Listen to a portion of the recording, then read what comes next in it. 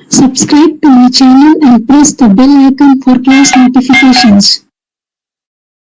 इस वीडियो में आज हम लोग क्लास 6 के मैथ में चैप्टर 5 अंडरस्टैंडिंग एलिमेंट्री शेप्स में एक्सरसाइज 5.2 का क्वेश्चन नंबर 2 करेंगे एनसीईआरटी बुक से। क्वेश्चन नंबर 2 में है where will the hand of a clock stop if it, जैसे ए में दिया हुआ है, starts at 12 and makes 1/2 of a revolution clockwise. यानी क्वेश्चन में दिया है, क्वेश्चन में पूछ रहा है कि where will the hand of a clock stop, यानी कहाँ पे घड़ी की सुई जो है वो स्टॉप करेगी। इफ इट, यदि वह, जैसे ए में है starts at 12 and makes 1/2 of a revolution clockwise, यानी जब घड़ी की सुई जो है वो 12 से स्टार्ट होती है और 1/2 ऑफ ए रिवॉल्यूशन वो कंप्लीट करती है, तो कहाँ पे जाके घड़ी की सुई रुकेगी ये हमको बताना है। ठीक है, तो क्वेश्चन में यही दिया है कि घड़ी की सुई 12 से स्टार्ट होती है और 1/2 ऑफ ए रिवॉल्यूशन वो क्या करती है, कंप्लीट करती है क्लॉकवाइज डायरेक्शन में। तो कहाँ पे घड़ी की सुई जाके रुकेगी, स्टॉप करेगी, वो हमको बताना है। ठीक है, तो देखिए क्लॉकवाइज घड़ी की सुई जो है वो क्लॉकवाइज डायरेक्शन में ही मूव करती है, यानी इस डायरेक्शन में 12 से 1 पे आएगी, फिर 1 से 2, फिर 2 से 3, 3 से 4, तो ये क्लॉकवाइज डायरेक्शन हुआ। इसी डायरेक्शन में घड़ी की सुई मूव करती है।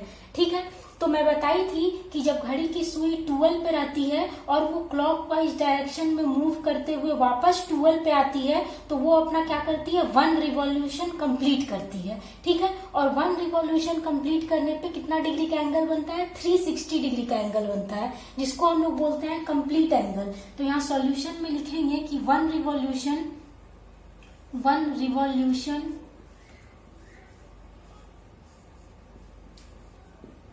रिवॉल्यूशन इज इक्वल टू, एक रिवॉल्यूशन में कितना डिग्री का एंगल बनता है, 360 डिग्री का एंगल बनता है। ठीक है, और यहाँ दिया हुआ है कि कितना घड़ी की सुई स्टार्ट हो रही है 12 से और 1/2 ऑफ ए रिवॉल्यूशन वो क्या कर रही है, कंप्लीट कर रही है 1/2 ऑफ रिवॉल्यूशन। तो हम लोग निकाल लेंगे कि देयरफॉर 1/2 ऑफ ए रिवॉल्यूशन में कितना डिग्री का एंगल बनेगा, ये हम लोग निकाल लेते हैं। तो देयरफॉर यहाँ लिखेंगे 1/2 ऑफ ए रिवॉल्यूशन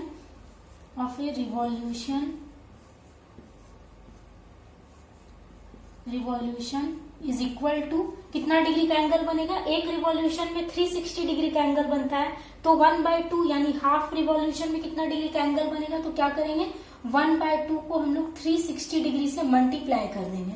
ठीक है, तो क्या हो जाएगा, ये 2 से मेरा 36, देखिए कितने बार में कटेगा, 360 को अगर हम लोग 2 से डिवाइड करेंगे तो ये 2 1 जा 2 हो जाएगा, 3 में 2 माइनस करेंगे 1 और ये 6 नीचे आ जाएगा, 2 8 या 16 हो जाएगा और ये कैंसिल हो जाएगा।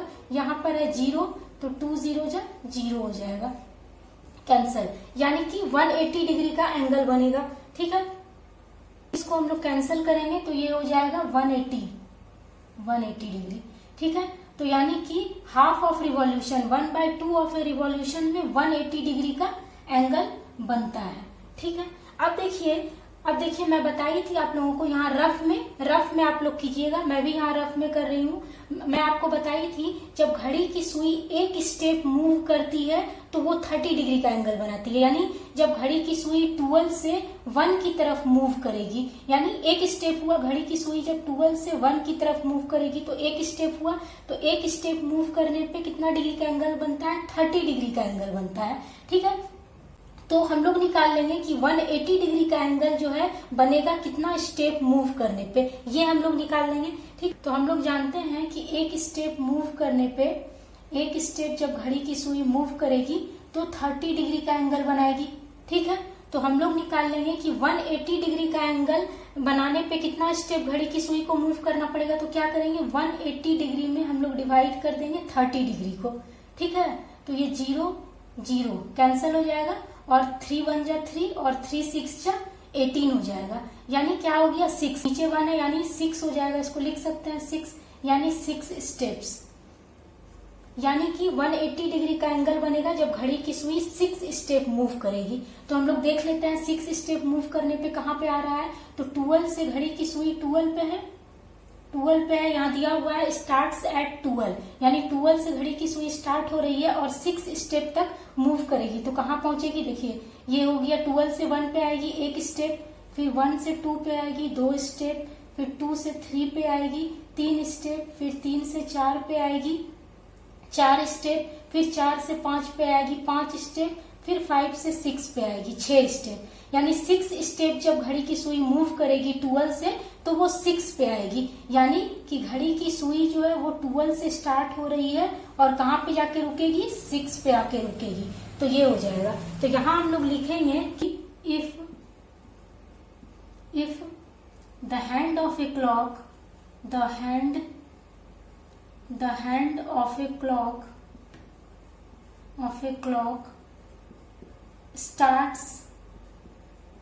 starts at 12, यानी यदि घड़ी की सुई 12 से स्टार्ट होगी, यहाँ देखिए स्टार्ट्स एट 12, घड़ी की सुई जो है 12 से स्टार्ट हो रही है और पूछा है कहाँ पे जाके वो स्टॉप करेगी। तो यहाँ लिखेंगे if the hand of a clock starts at 12, यानी यदि घड़ी की सुई 12 से स्टार्ट होती है तो वह कहाँ रुकेगी। तो लिखेंगे इट विल स्टॉप एट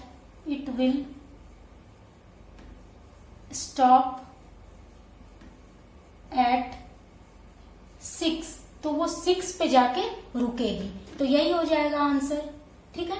अब देखिए क्वेश्चन नंबर 2 के बी में है। बी में पूछा है starts eight 2 and makes 1/2 of a revolution clockwise, यानी क्वेश्चन में दिया है कि घड़ी की सुई स्टार्ट हो रही है किससे, 2 से, और 1/2 ऑफ ए रिवॉल्यूशन कंप्लीट कर रही है क्लॉकवाइज में। तो हमको बताना है कि घड़ी की सुई कहाँ पे रुकेगी। ठीक है। क्वेश्चन में है कि घड़ी की सुई 2 से स्टार्ट हो रही है, यानी घड़ी की सुई जो है वो 2 पे है, यहाँ पे 2 पे है घड़ी की सुई। ठीक है। 2 से स्टार्ट हो रही है और वो 1/2 ऑफ ए रिवॉल्यूशन क्या करती है, कंप्लीट करती है क्लॉकवाइज डायरेक्शन में। तो हमको बताना है कि कहाँ पे घड़ी की सुई स्टॉप होगी, यानी रुकेगी। ठीक है। तो देखिए हम लोग जानते हैं कि एक रिवॉल्यूशन सॉल्यूशन में लिखेंगे, जानते हैं कि 1 रिवॉल्यूशन कंप्लीट करने पे 360 डिग्री का एंगल बनता है। तो यहाँ लिखेंगे 1 revolution is equal to 360 degree, यानी एक रिवॉल्यूशन कंप्लीट करने पे 360 डिग्री का एंगल बनता है। तो यहाँ पर घड़ी की सुई 1/2 ऑफ ए रिवॉल्यूशन कंप्लीट कर रही है। तो हम लोग निकाल लेंगे कि 1/2 ऑफ ए रिवॉल्यूशन कंप्लीट करने पे कितना डिग्री का एंगल बनेगा।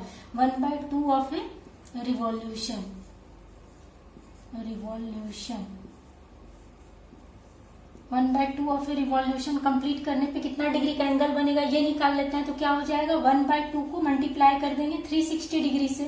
ठीक है। तो सेम टू सेम ए जैसा ही होगा, यानी 360 को अगर हम 2 से डिवाइड करेंगे तो आ जाएगा 180 डिग्री। ठीक है। 180 डिग्री आ जाएगा। तो यहाँ हो जाएगा 180 डिग्री। ठीक है। अब देखिए 1/2 ऑफ ए रिवॉल्यूशन कंप्लीट करने पे कितना डिग्री का एंगल बन रहा है, 180 डिग्री का एंगल बन रहा है। अब हम लोग जानते हैं जब घड़ी की सुई एक स्टेप मूव करती है तो 30 डिग्री का एंगल बनता है। जब घड़ी की सुई 1 स्टेप मूव करती है तो कितना डिग्री का एंगल बनता है, 30 डिग्री का एंगल बनता है। यानी जब घड़ी की सुई 12 पे है और 12 से वो 1 पे आती है तो एक स्टेप मूव करती है तो 30 डिग्री का एंगल बनता है। तो हम लोग निकाल लेंगे कि 180 डिग्री के एंगल बनने पे कितना स्टेप घड़ी की सुई मूव करेगी। तो क्या करेंगे, 180 डिग्री को डिवाइड कर देंगे किससे, 30 डिग्री से। ठीक है।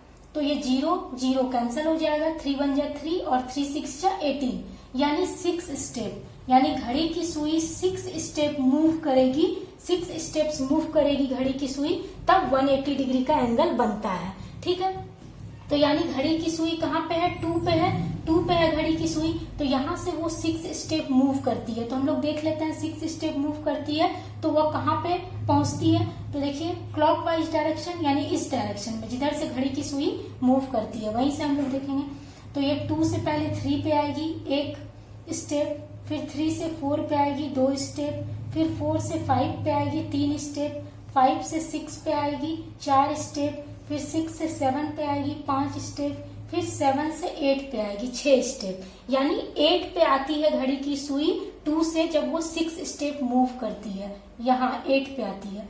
यानी कि इसका मतलब हुआ कि घड़ी की सुई स्टार्ट हो रही है 2 से, तो वो स्टॉप होगी कहाँ पे जाके, 8 पे आके स्टॉप होगी। ठीक है। इसका मतलब यही हुआ। तो यहाँ पर देयरफॉर लिखेंगे कि if the hand of a clock, if the hand of a clock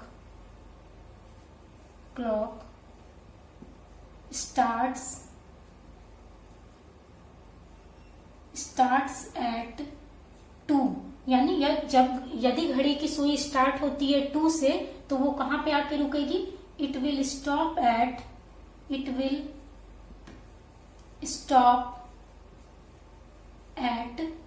किस पे आके रुकेगी? 8 पे आके रुकेगी, 8।